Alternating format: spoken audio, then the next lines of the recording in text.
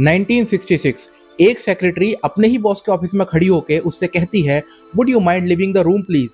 और इसके पीछे का रीजन जान के आप हैरान हो जाओगे। उसने ये इसलिए नहीं कहा कि बॉस ने कुछ इनएप्रोप्रिएट किया हो, उसने ये कहा क्योंकि वो एक चैटबॉट से अकेले प्राइवेटली बात करना चाहती थी। उस चैटबॉट का नाम था एलाइजा, दुनिया का सबसे पहला चैटबॉट। और कॉन्टेक्स्ट के लिए बता दूं, उस वक्त चैटबॉट वर्ड एग्जिस्ट ही नहीं करता था, इंटरनेट भी एग्जिस्ट नहीं करता था।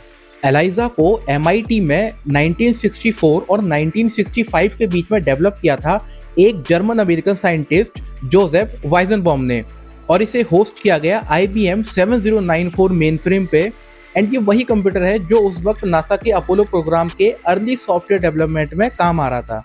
पूरा एलाइजा प्रोग्राम छोटा सा था, उसके अंदर डॉक्टर नाम की एक स्क्रिप्ट डाली गई थी जो एक साइकोथेरेपिस्ट का रोल प्ले करती थी। वाइजनबॉम इसको एज अ जोक बना रहे थे, वो दिखाना चाहते थे कि कंप्यूटर से बात करना कितना शैलो हो सकता है, इसलिए उन्होंने इसे जानबूझकर बिल्कुल सिंपल रखा, कोई रियल इंटेलिजेंस नहीं, सिर्फ एक ट्रिक। लेकिन उसके बाद जो हुआ वो बिल्कुल उल्टा था।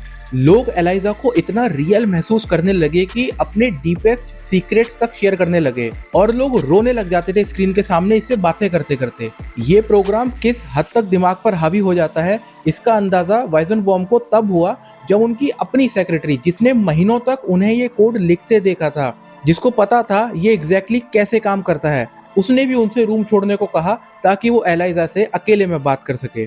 After 2 or 3 interchanges with the machine, she turned to me and she said, "Would you mind leaving the room, please?" इंसान का दिमाग इतना इजीली फूल हो सकता है कि एक 200 लाइंस का पैटर्न मैचिंग ट्रिक भी हमें अपना थेरेपिस्ट लगने लगे। Eliza simulates the sort of conversation that you might have with a psychiatrist. Pretend that you have some psychiatric problem. Type it in and see what happens. I'm depressed.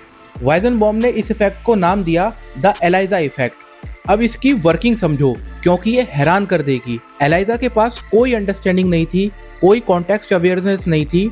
ये programme बस इतना करता था कि जो आप बोलते थे उसमें से आई को यू बना देता, माई को योर बना देता, एंड इसी तरह और वर्ड्स को भी रिप्लेस करके ये यूजर की कही हुई बात को ही वापस सवाल में कन्वर्ट करके रिप्लाई कर देता था। जैसे कि आप कहो आई एम सैड, तो ये रिप्लाई करेगा what do you think is making you feel sad. बस पूरी 200 लाइंस की स्क्रिप्ट का काम यही था कि जवाब को सवाल बना के वापस पूछ लो, एंड स्क्रिप्ट में क्वेश्चन पूछने के स्टाइल में वेरिएशन भी ऐड करी गई थी जिससे कि एलाइजा के रिप्लाई रेपिटेटिव ना लगे। इस एक छोटी सी ट्रिक ने लोगों को पूरा कन्विंस कर दिया था कि Eliza is really listening and understanding them.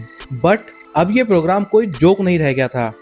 कुछ साइकेट्रिस्ट ने, जिनमें खुद केनेथ कॉल्बी भी शामिल थे, जो इसी प्रोजेक्ट पे काम कर रहे थे, उन्होंने सजेस्ट करना शुरू किया कि थेरेपी को इस तरह ऑटोमेट किया जा सकता है। और एस्ट्रोनॉमर कार्ल सेगन ने तो एक कदम आगे जाके लिखा कि एक दिन सड़कों के किनारे कंप्यूटर साइकोथेरेपी टर्मिनल्स लग सकते हैं, बिल्कुल फोन बूथ्स की तरह, जहां लोग कम पैसे पे थेरेपी ले सकें।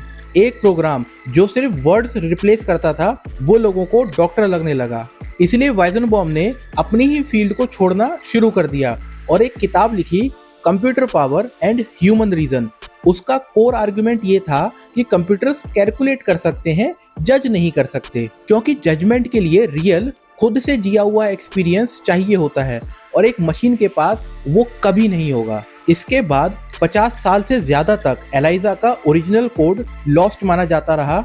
2021 में रिसर्चर जेफ शेरगर और MIT के आर्काइविस्ट माइल्स क्राउले ने वाइजनबॉम के आर्काइव्स खंगालते हुए इस प्रोग्राम के प्रिंटआउट्स ढूंढ निकाले, और अगले कुछ सालों की मेहनत के बाद इसे स्क्रैच से रीबिल्ड कर दिया गया ताकि एलाइजा आज भी रन हो सके वही ओरिजिनल कोड 60 साल बाद। और इस रीबिल्ड को एक वार्निंग की तरह बनाया गया, क्योंकि 60 साल बाद हम वही एक्सपेरिमेंट फिर से दोहरा रहे हैं। हाँ, आज का AI इनॉर्मसली कैपेबल है, पर बिना किसी शक के वो अभी भी एक मशीन है। फिर भी AI यूज करने वाले काफी लोग अपनी फीलिंग्स को AI के साथ शेयर करना शुरू कर चुके हैं। और सबसे डेंजरस पार्ट ये है कि हम इंक्रीजिंगली ये मानने लगे हैं कि AI हमारी बातों को एक्चुअल में समझ सकता है। Exploding growth of AI girlfriends और AI कंपेनियंस इस बात का सबूत है। कमेंट्स में बताओ कि क्या AI से अपनी फीलिंग्स शेयर करना सही है या गलत।